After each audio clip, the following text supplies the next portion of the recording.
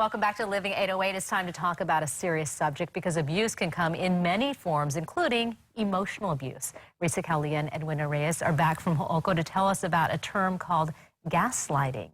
Nice to have you here, and this is a term that people might have heard thrown around, but can you explain more about what gaslighting is? Sure. So gaslighting is a term that was taken from the 1938 stage play called Gaslight, in which a husband dims the lights that are powered by gas and denies any changes to the lights, so effectively driving his wife crazy. And this term has morphed into a very form of very effective emotional abuse, in which the victim questions their thoughts and feelings, and that allows for the abusive partner to have power and control over them. And so once they are not trusting their perceptions, then they are more likely to stay in the abusive relationship. And that's what the abusive partner wants, yeah. Can you explain how this occurs in relationships? Because people listening at home might say, like, oh, how could you not know? But in the context of a relationship, the dynamics are very real. Absolutely, and it really is. What happens is it's a slow build-up over time. So let's just say in the beginning of a relationship, what usually happens is it could start off where the abusive partner, their partner is just maybe a simple understanding, let's just say.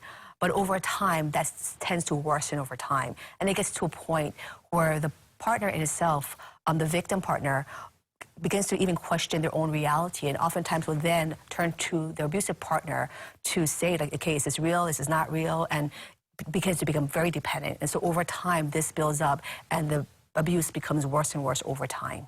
Are there particular manipulative techniques that someone might use? Absolutely. Abusive partners tend to withhold love and support. They challenge and counter thoughts and feelings and perspectives of the victim partner, calling them crazy, telling them that they're imagining things. They blatantly lie. They use things that are near and dear to the victim partner to manipulate them, project onto them. So sometimes they'll accuse them of fooling around, let's say, when they are the ones who are doing that themselves, and they try to get people against them, turn people against them as well, and really, support their own agenda. So very insidious and difficult kinds of behavior that we're dealing with. Can you explain some of the signs that a partner might be using this gaslighting technique? Absolutely. One of the key things is that the partner in itself begins to second-guess themselves. They don't trust their intuitions or their thought or their processing anymore. And that is part of the emotional abuse.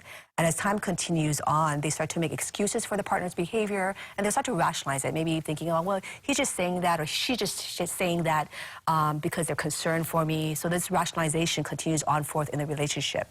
And over time, what happens as well, too, is that the partner itself, who's the victim, will feel like they're not a good partner, and therefore they also now going to be believing that the abusive partner is the best that they can actually even get. Oh, so what can someone do if they feel like they might be in a relationship that involves gaslighting?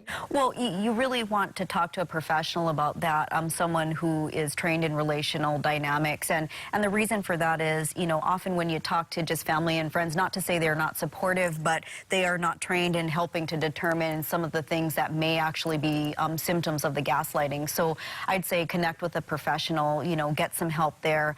Certainly our counseling center provides help for those kinds of circumstances. You can call us 808-375-7712 or go on our website, www.hookollc.com. Well, thank you, as always, for shedding light on this very important topic. Risa and Edwina, see you next time. Thanks, Tanya. Thank you.